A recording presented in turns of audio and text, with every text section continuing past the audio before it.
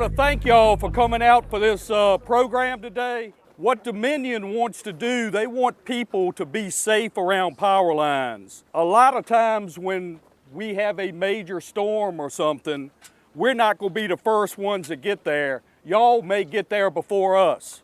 So we want y'all to be safe around power lines, get a feel for what's going on with them, and some of the parameters you should stay away from them.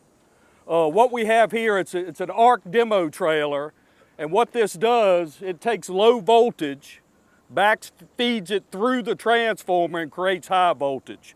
This morning we were having about 7,000 volts.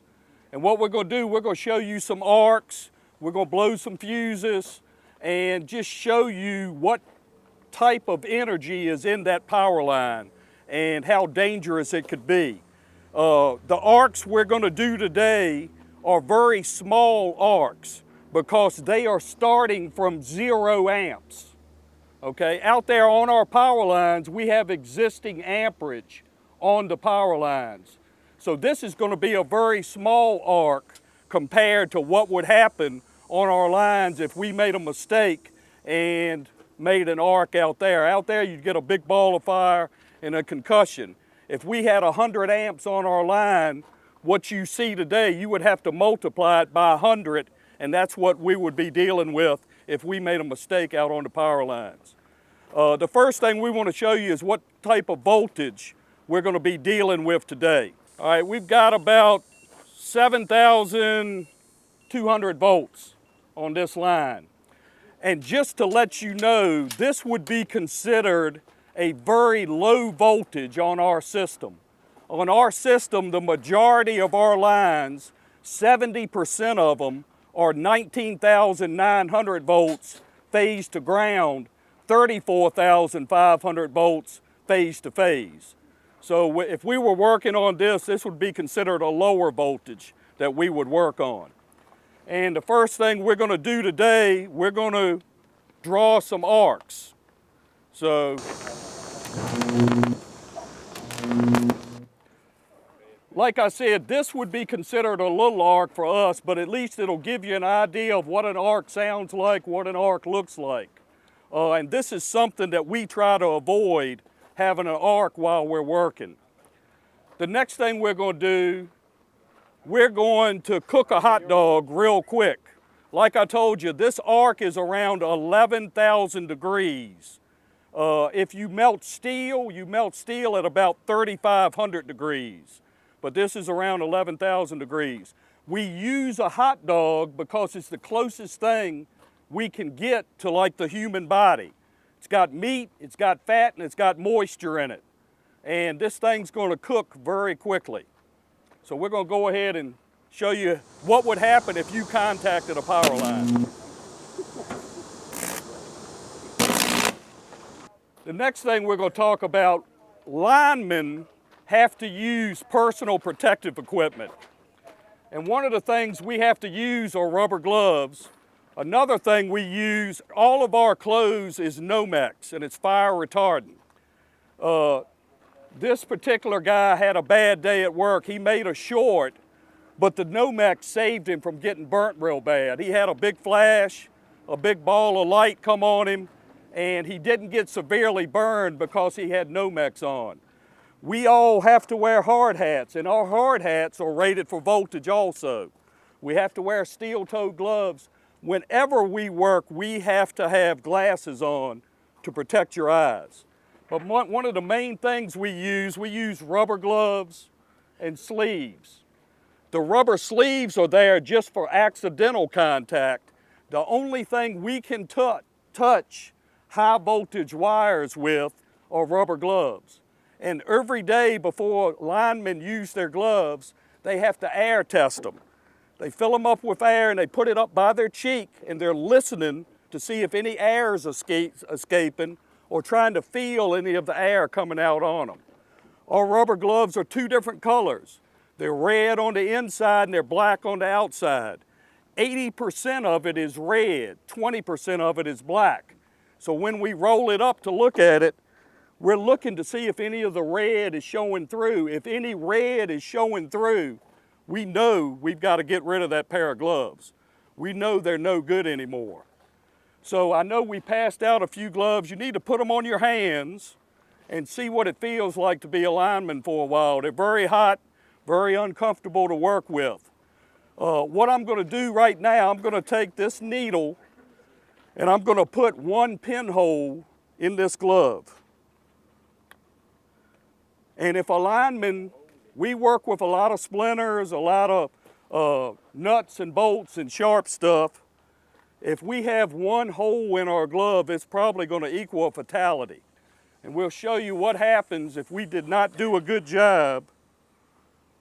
He may have to rub it around a little bit to find that little hole I put in it. But you'll see how this glove can fail with just one tiny prick hole in it.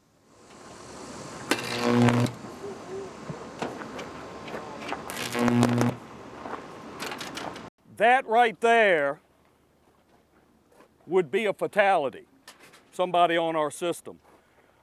Everything we use, our sticks, the stick Jonathan's using right here, the stick is tested at 100,000 volts per foot.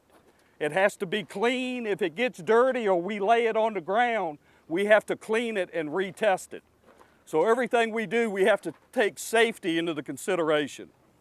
The firemen, Charlottesville Fire Department gave us some fire hose and just wanted to see if it would track. We did wet it down a little, but just wanted to show you that what you work with, your fire hose, does conduct. So we're going to go ahead and make it hot and see what happens to the fire hose. Pulling the water out of it. So just to show you, the fire hose will conduct, and it is very hot. Woo! The next thing we're going to do, how many of y'all at home have an aluminum ladder? I've got one at home. Firemen, do y'all use aluminum ladders? Is y'all's ladder truck made out of aluminum? Okay, aluminum, they're cheap and they do a good job, but our wires are made out of aluminum. All of our conductors are made out of aluminum. We want you to go away from here knowing you should never carry a ladder upright. And to y'all, the power lines are in the background. Y'all don't pay attention to them. Every year on our system, we have an average of 5 third-party contacts. Most of them deal with ladders, and most of them are fatalities. So if you ever carry a ladder upright, please look at the big picture. If there's any power lines involved, please carry it down low. Never set it up near power lines. In Alexandria District, we had a contractor put an aluminum ladder up beside a 3-story building. He had to reposition it. He lifted it up and it got away from him. And it went into our power line, the same voltage as this. And if you go there today in the sidewalk, you can still see his footprints where he was killed from getting that aluminum ladder into the power lines. And we'll just show you how good of a conductor an aluminum ladder can be.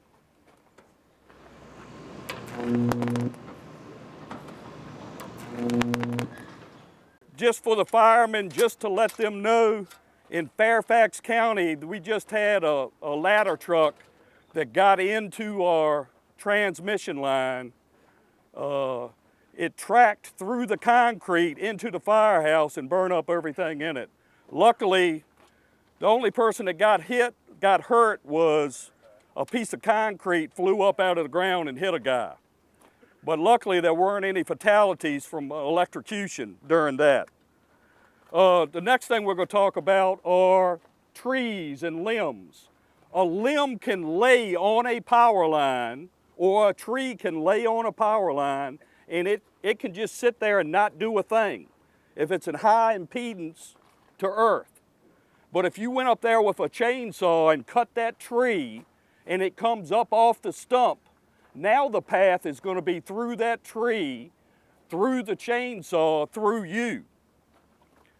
One thing about electricity, you can't see it, you can't hear it, and you can't smell it. I can't look at that line and say if it's hot or not. What we have to do what's called tag, testing, and grounding that power line to earth before we can touch it. And we're just going to show you what would happen if a limb was up on a power line. Yeah. Right now, that limb is hot, and if it was laying across there and you went to take it off, you would get electrocuted. And we're going to show you now what would happen if we put it across two different potentials.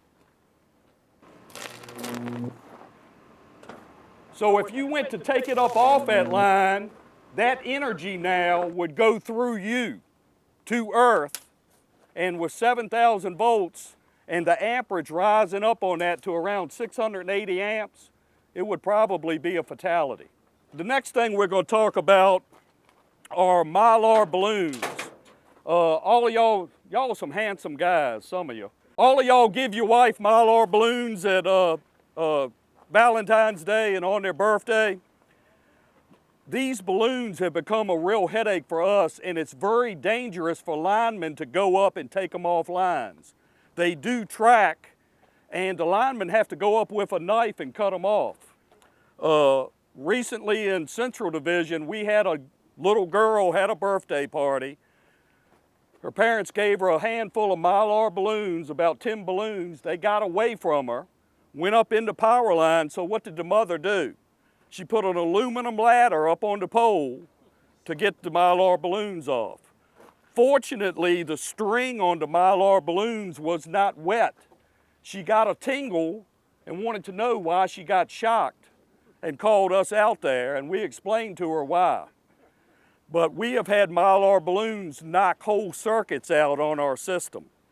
So what we're going to do, we're going to bridge this cutout, and if you look at this light right here, you'll see that Myar balloon will track through and light this light up over here. See the light on? And just to show y'all, if you look right here on the balloon, you can see where the electrons were tracking through it. The next thing, I want to pick on the firemen a little bit. Do y'all pull meters if you go to a residential fire? All right.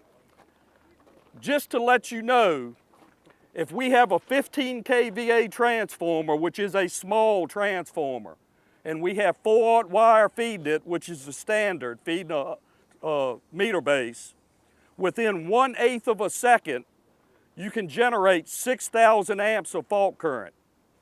Unfortunately, about 15 years ago, I didn't pay attention and look behind the meter before I pulled it, and a meter exploded on me. I got glass all over me, little cuts. Fortunately, I didn't get electrocuted. But what we're going to show you now is this meter base, and this is going to pop and make a little noise right in this area, just to let you know.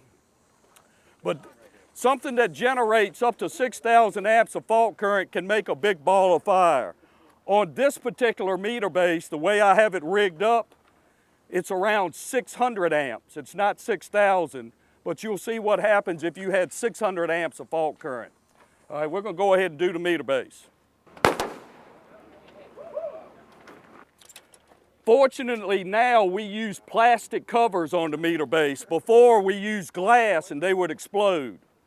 But with the new plastic covers, they don't explode like they did in the past. The next scenario I want to talk about, and this, we have had fatalities on our system from this. The scenarios are if you're driving a dump truck and you raise your load and you get it up in a power line, and you step out of that truck, you could die because you're touching a hot truck. On a vehicle, you have tires which are made out of what?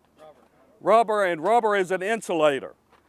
It could be a scenario, a fire truck, a ladder truck gets up in our line. It could be a crane up in our line. It could be a car hits a pole and the wire breaks and it's laying on a car. I'll tell you what happened in Fluvanna County. I live in Farmville near there. A lady hit a pole, broke the pole, the wire laid on the car. It was about 2 in the morning. State trooper pulls up and says, this lady's hurt, she was bleeding. He went up to try and rescue her and tried to open the door. When he tried to open the door, he blew off these 3 fingers. because the car was energized. Like I said before, nobody looks at the big picture and realizes the potential that's in a power line. He was focused on one thing, helping that lady, and he ended up losing 3 fingers because of it. What I'd like for Mike to do now, go ahead and energize it. Right now, that cart is energized. Like I said before, you can't see it, you can't hear it, you can't smell it, but right now it's energized. And we're going to put a voltmeter on it just to see what kind of voltage we have on that cart.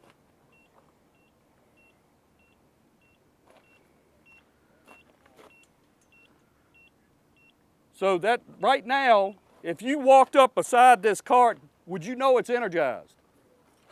All right, we're going to show you, and if you see the little hippie man here, and look at that guy right there and tell, this is him from the 70s. See Mike right there? That's him from the 70s.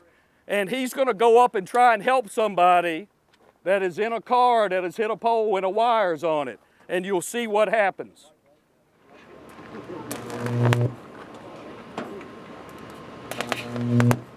So before you rush into a situation, look it over real good.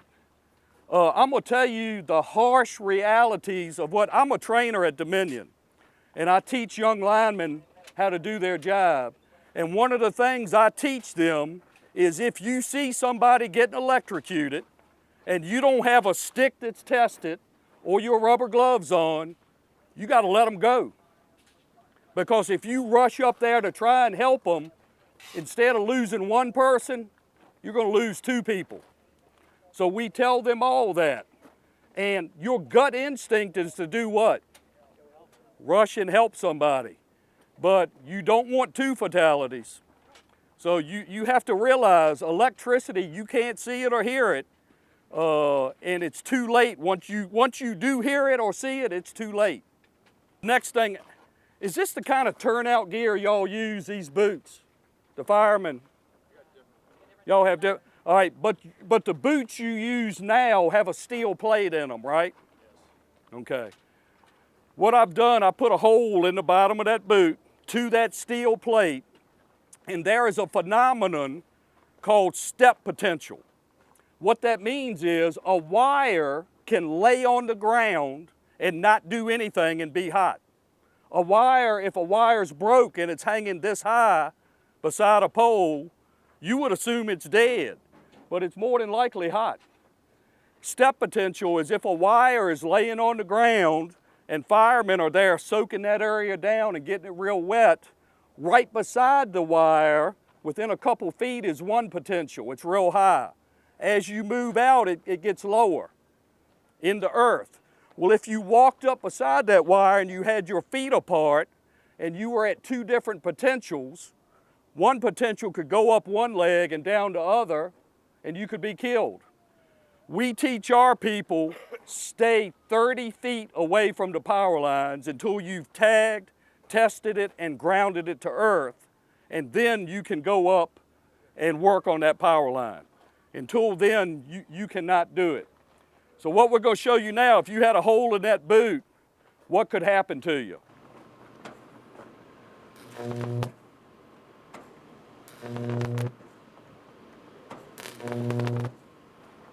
All right, the next thing we're going to talk about is misutility. How many of y'all, guys that work for public works should know this, before you dig a hole, you have to call 811 misutility. I want to show y'all this shovel. You see this hole in the shovel? This is from a new employee we had who was digging an open underground, and he got it into the hot wire. And when he did, it put a hole in this shovel, and he took off running. And he said, I quit. I don't want to be at this company anymore. The lineman talked him into staying and said, you know, you have to be very careful digging around our lines. You have to dig away from where the marks are so you won't hit it and knock the dirt over onto it, off of it. Our sticks are tested at 100,000 volts per foot. This is a fiberglass shovel. With this fiberglass, does it look pretty clean? Pretty dirty, right? You think it would stop voltage? I'm gonna tell a story on myself. I used to work in the Outer Banks for Dominion, and I was digging a hole one time and I had my hand right here on the metal. And I hit the wire and another guy kicked me off of it because I was stuck on there. If he wouldn't have, I probably would have been electrocuted. Whenever you dig, make sure you're touching this part of the shovel, okay? When you're digging, you are on Earth. Electricity wants to get to Earth. That's the path it wants to take to Earth. So if you're down there digging and you're right standing on Earth, could you get electrocuted just digging a hole? We've had a lot of third-party contacts just digging a hole. What we're going to show you now is what would happen. How many of y'all have heard a loud boom and then the lights go out? Okay, that's what we're going to show you right now if you were digging a hole. This fuse right here is going to blow this way. If I was y'all, I would back out a little bit. It's going to be a little loud. What I would like for y'all to do is put your fingers in your ear because it's going to be pretty loud. If you decide not to put your fingers in your ears, do not complain to me that your ears are ringing, okay? But we're going to show you what would happen if a shovel got into a power line.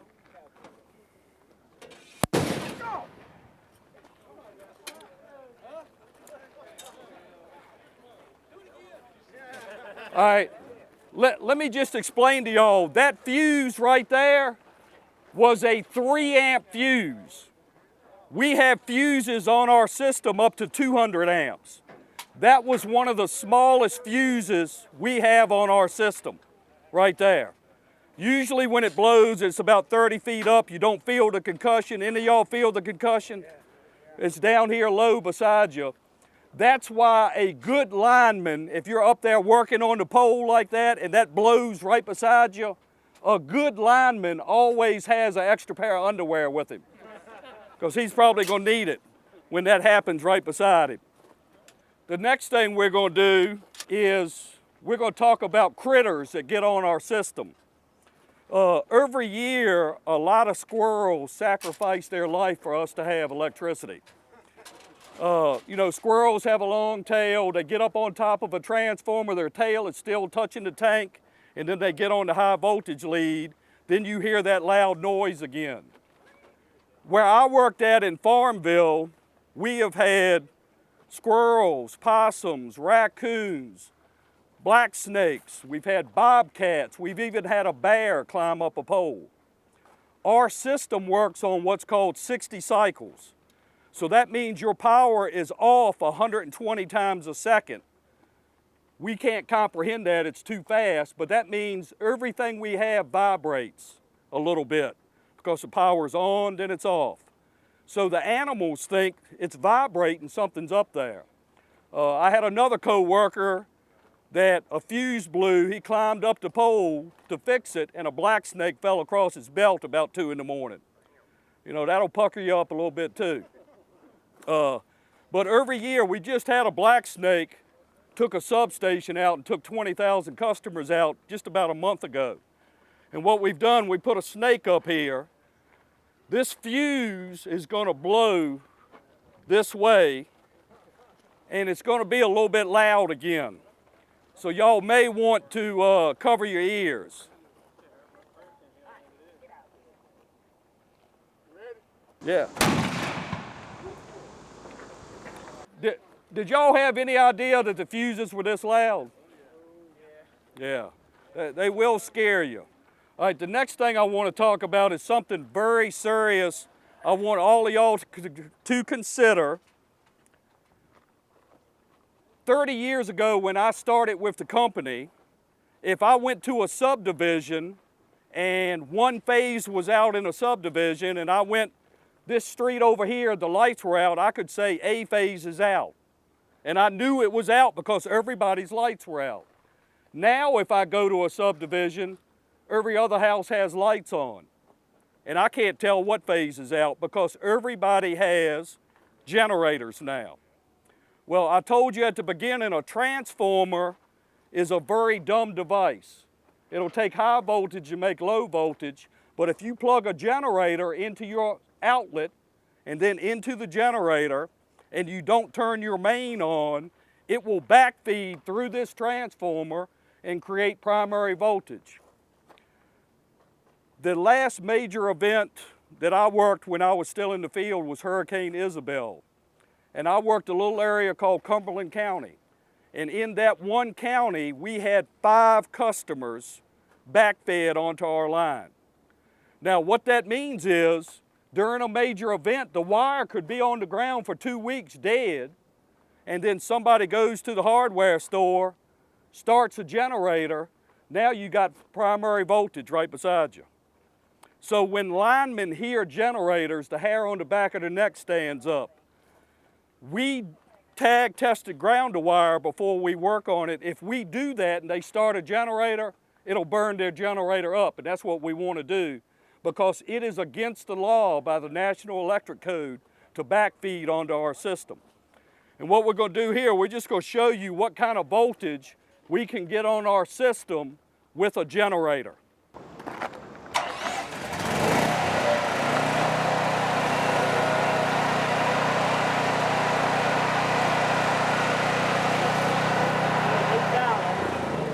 So we're getting about 8,000 volts with the generator. Out of the transformer, we were getting about 7,000 volts. So you have to be real cognizant. We don't consider anything dead until it's tag tested and grounded. And we have been out there and verified it.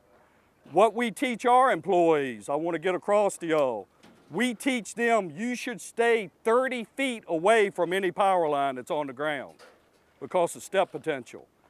What I want to get across to y'all, if you're out there working a thunderstorm or a snowstorm or a hurricane, if there are down power lines, try and keep yourself safe first, then try and keep the public safe. Don't ever reach up and move a power line. We cannot go out and move a telephone line without testing it first. After we test it, we have to use our gloves and sleeves because we don't know what's happened 2 blocks away. That telephone wire may be wrapped up in our primary. And I know people go out and move wires all the time. I'm gonna tell you what, it's almost like playing Russian roulette. During a major event, you don't know if the cross arms are broke, sagging into wires or anything. We have had instances where the whole telephone system's energized at primary voltage or cable TV. So we just want to impart to y'all, please be safe around power lines. Don't get near them. Don't move them out the way. Wait till we get out there, tag, test, and ground it, and move it out the way for you. We don't want anybody getting hurt. We want to partner with the first responders and the public works and everybody to teach y'all about power line safety. So when you're doing your job, you won't get hurt. Every day y'all have somebody hits a pole or it's an accident around here, right? I mean, when you are a first responder and you're the first one out there, look at the big picture. Keep the power lines in mind before you rush into anything. Just like one of y'all, if you have a dump truck and raised it up in our load, if you step out of that dump truck, you're going to get electrocuted if it's still in our primary line. Just because somebody's gotten into our line does not mean the fuse is blown. We find hot power lines on the ground all the time. So that's the presentation. What did y'all think? Thank y'all.